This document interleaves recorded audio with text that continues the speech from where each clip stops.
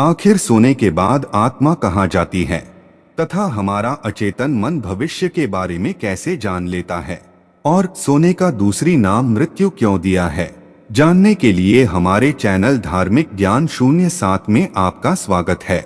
ऐसे ही नए नए वीडियो देखने के लिए सब्सक्राइब और बेल आइकन पर क्लिक करें। दोस्तों, जैसा कि आप सभी को मालूम है कि जब हम सब गहरी नींद में होते हैं तो हम सब स्वप्न देखते हैं और स्वप्न में कुछ भी देख सकते हैं।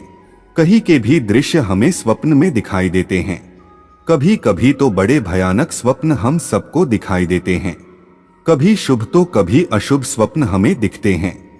ऐसे में हमारे दिमाग में कभी न कभी यह सवाल जरूर आता है कि आखिर सोने के बाद आत्मा कहाँ जाती है। दोस्तों, गीता में भगवान श्री कृष्ण ने अर्जुन को उपदेश देते हुए कहते हैं कि इस आत्मा को न तो शस्त्र काट सकते हैं, ना ही इसे अग्नि जला सकती है, ना ही इसे जल गला सकती है, और न ही इसे वायु सुखा सकती है। हमारी यह आत्मा उस परब्रह्म परमात्मा का ही एक अंश है जो कि अजर अमर अविनाशी है। इसका कभी भी अंत नहीं हो सकता है। दोस्तों, हम आपकी जानकारी के लिए बता दें कि सोने के बाद आपकी आत्मा कहीं नहीं जाती है। उसे कहीं पर जाने की आवश्यकता ही नहीं पड़ती है, लेकिन हमारा मन गति करता है। इसी मन की गति को ही हम आत्मा की गति समझते हैं। सोने का मतलब आपका चेतन मन सो गया है। चेतन मन जो कि हमारे शरीर का ही एक भाग होता है। चेतन मन वह है जिसे हम जानते हैं तथा इसी के आधार पर हम अपने सारे काम करते हैं। यह हमारे मन की जागृत अवस्था होती है।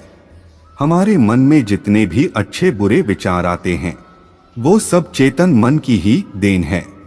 अंदर का मन कभी नहीं सोता, क्योंकि उसे इसकी कभी भी आवश्यकता ही नहीं होती है।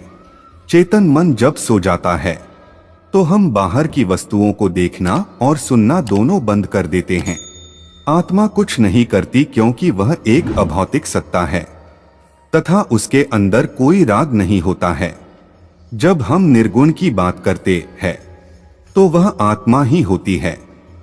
जब हम सो जाते हैं तो हमारा अचेतन मन आत्मा के साथ मिलकर क्रियाशील हो जाता है। उसके बाद हम स्वप्न देखने लगते हैं। इसी वजह से हमें लगता है कि सोने के बाद हमारी यह आत्मा कहीं जाती है।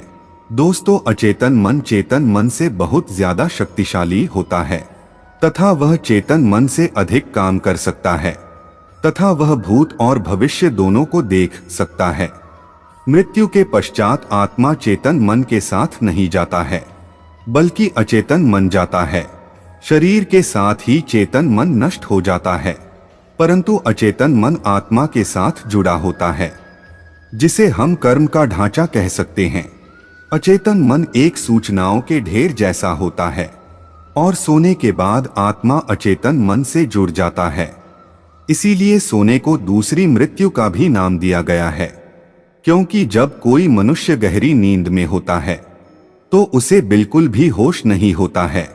सोने के बाद आपका अचेतन मन आपकी आत्मा के साथ मिलकर भविष्य में चला जाता है तथा वह भविष्य को भी देख सकता है।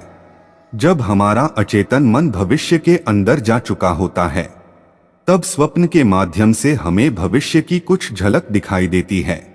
इस तरह के स्वप्न तब आते हैं जब हमारा अचेतन मन भविष्य के अंदर जा चुका होता है। आपको कभी कभी ऐसा आभास होता है कि कुछ बुरा होने से पहले आपका मन विचलित हो जाता है, जो कि अचेतन मन के संकेत है।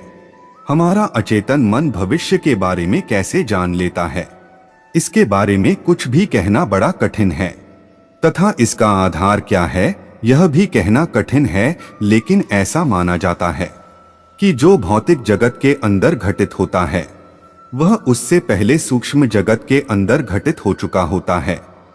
इसका मतलब यह है कि हमारे साथ पहले सूक्ष्म जगत में घटना घटित होती है तथा उसके बाद ही उसका असर भौतिक जगत पर पड़ता है। दोस्तों, आत्मा एक सहयोगी है तथा यह मात्र सहयोग कर सकता है। इसके कारण यह संभव है कि सोने के बाद दूसरी संभावना यह है कि आपका अचेतन मन भूतकाल को देख सकता है। हम आपसे भूतकाल की चर्चा कई उदाहरणों से करेंगे। दोस्तों, भूतकाल का मतलब जो घटित हो चुका है और उसके अंश आपके अंदर मौजूद है, लेकिन चेतन मन उन तक नहीं पहुंच सकता है। लेकिन अचेतन मन इन तक आसानी से पहुंच सकता है। तो दोस्तों, आज के वीडियो में बस इतना ही। मिलते हैं अगले वीडियो में, तब तक आप अपना ध्यान रखिएगा।